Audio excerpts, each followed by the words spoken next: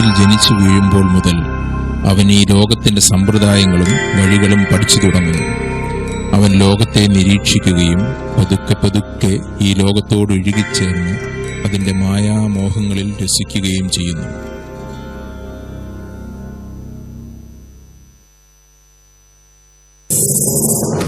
അവന്റെ വളർച്ചയുടെ ഓരോ ഘട്ടത്തിലും മനുഷ്യൻ ഈ ലോകത്തെ കൂടുതൽ അറിയുകയും ആസ്വദിക്കുകയും സ്വയം അതിന്റെ ഭാഗമായി തീരുകയും ചെയ്യുന്നു.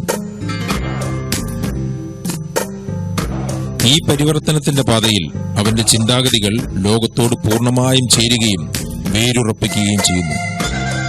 ജീവിതത്തിന്റെയും ഉത്തരവാദിത്വങ്ങളുടെയും ലൗകിക സുഖങ്ങളുടെയും നടുവിൽ അവൻ കാലമാകുന്ന ചക്രത്തിൽ അങ്ങനെ കറങ്ങിക്കൊണ്ടേയിരിക്കുന്നു. അവൻ ഒരു വിജയകരമായ ഒരു ജീവിതത്തിന്റെ ഉടമയാണ് എന്ന് അവൻ ചിന്തിക്കുന്നു. എന്നാൽ ലോകമാകുന്ന വലയിൽ അകപ്പെട്ട പിശാചിന്റെ ഒരു ഇര മാത്രമാണ് എന്ന് അവൻ തിരിച്ചറിയുന്നില്ല. കാലങ്ങളോളം അന്തമില്ലാതെ നീളുന്ന പുതിയ ഉത്തരവാദിത്വങ്ങളും പുതിയ രീതികളും പുതിയ വഴികളും, അതിന്റെ ഒടുവിൽ മരണവും. ഇതിനപ്പുറം ഒന്നുമില്ലേ? മനുഷ്യ ജീവിതത്തിന് ഇതിന്റെ അപ്പുറം ഒരു ലക്ഷ്യമോ ഇതിനേക്കാൾ വലിയ ഒരു ഉദ്ദേശവുമോ ഉണ്ടോ? ഈ വലിയ ലോകത്തിൽ മനുഷ്യന്റെ അസ്തിത്വം എന്തിനാണ്?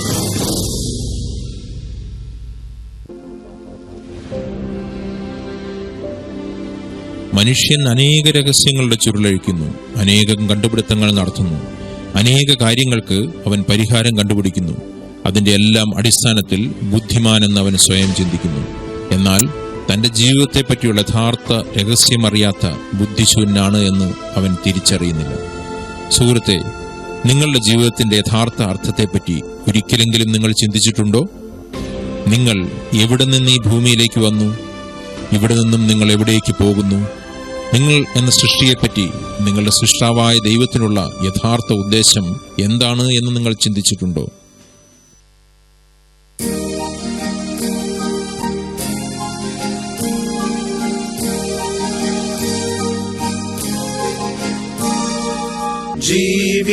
ജീവിതയാത്രക്കാരാ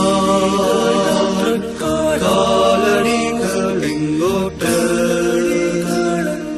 നാശത്തിൻ പാതയോ ജീവന്റെ മാർഗമോ, ലക്ഷ്യം നിൻ മുൻപിലെന്ത്? ജീവിതയാത്രക്കാരാ.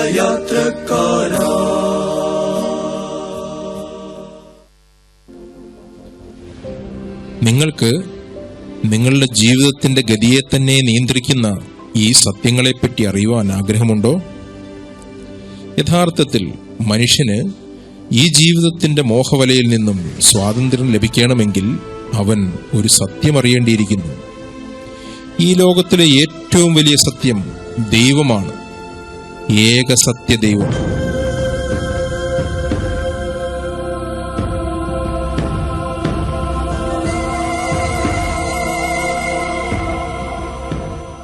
മനുഷ്യൻ തന്റെ സൃഷ്ടാവിനെ അറിയുകയും അതിലൂടെ സൃഷ്ടിയായ തന്റെ യഥാർത്ഥ അസ്തിത്വത്തെയും അറിയുകയും ചെയ്യുമ്പോൾ അവൻ സ്വതന്ത്രനാകുന്നു. ഇതാണ് രക്ഷയിലേക്കുള്ള ആദ്യത്തെ ചവിട്ടുപടി.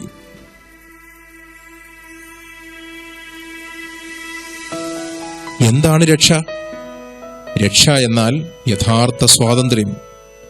ഈ ലോകമാകുന്ന ചിലന്തിവലയിൽ നിന്നും, അന്ധകാരത്തിൽ നിന്നും, പാപത്തിൽ നിന്നും, നിത്യമരണത്തിൽ നിന്നും, നിത്യനരകത്തിൽ നിന്നുമുള്ള യഥാർത്ഥ സ്വാതന്ത്ര്യം.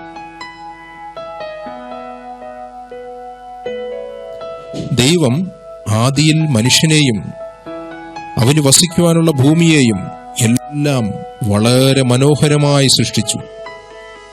എല്ലാം ദൈവത്തെ കേന്ദ്രീകരിച്ചിരുന്നു.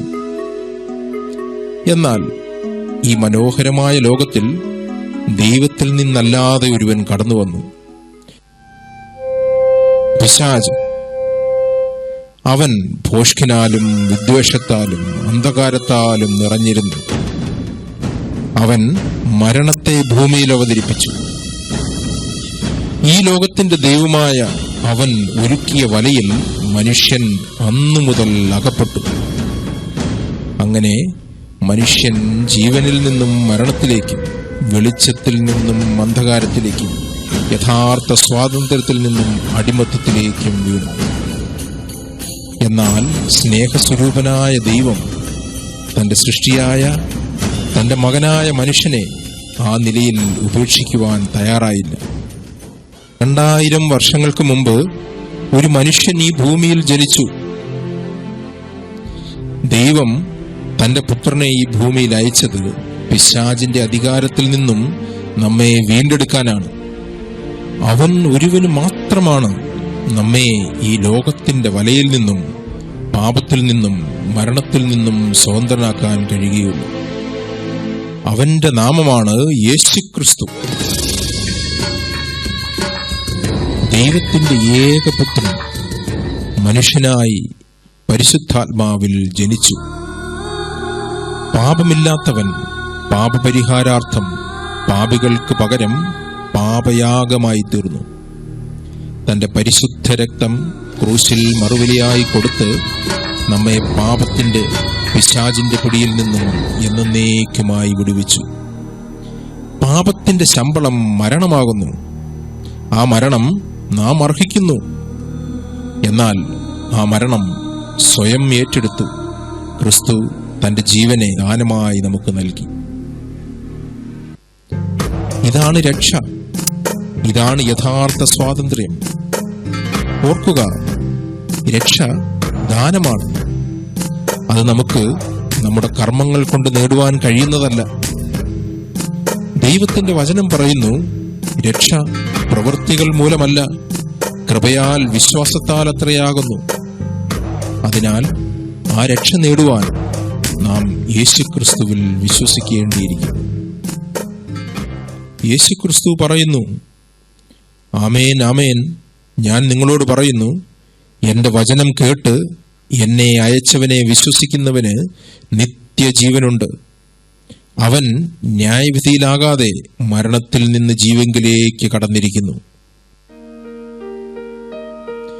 ഇന്നാകുന്നു രക്ഷാദിവസം. ഇന്ന് ഒരു തീരുമാനത്തിലൂടെ നിങ്ങൾക്ക് ഈ പിശാചിന്റെ ചങ്ങലയിൽ നിന്നും എന്നേക്കും സ്വതന്ത്രനാകാം. ഇന്ന് നിങ്ങൾ ഈ അവസരം ഉപയോഗിക്കുമോ? അങ്ങനെയെങ്കിൽ ചോദ്യം നിങ്ങളോടാണ്. യേശുക്രിസ്തുവുമായി മരണത്തിനപ്പുറത്തേക്ക് കടക്കുന്ന, നിത്യതയോളം നിലനിൽക്കുന്ന ഒരു ബന്ധത്തിന് നിങ്ങൾ തയ്യാറാണോ? അതോ നിത്യനാശത്തിലേക്ക് പോകുന്ന വിശാലമായ ഈ ലോകത്തിന്റെ പാതയിൽ പിശാചിന്റെ വലയിൽ തുടരുവാനാണോ നിങ്ങളുടെ തീരുമാനം? തിരുവചനം നിങ്ങളോട് പറയുന്നു, നാശത്തിലേക്ക് പോകുന്ന വാതിൽ വീതിയുള്ളതും വഴി വിശാലവും അതിൽ കൂടി കടക്കുന്നവർ അനേകരുമാകുന്നു. ജീവങ്കിലേക്ക് പോകുന്ന വാതിൽ ഇടുക്കവും വഴി ഞെരുക്കവുമുള്ളത്, അത് കണ്ടെത്തുന്നവർ ചുരുക്കവുമാകുന്നു.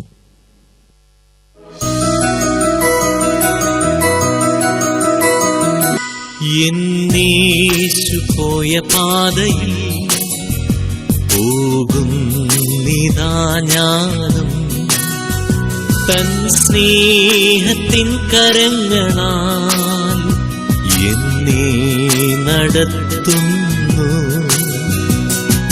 യേശുവിന്റെ കൂടെ ഞാൻ കുരിശിന്റെ പാതയിൽ, കുരിശിന്റെ പാതയെ ഞാൻ പോകുവേ, പതറാതെ പോകുവേ, പോകുവേ യേശുവിൻ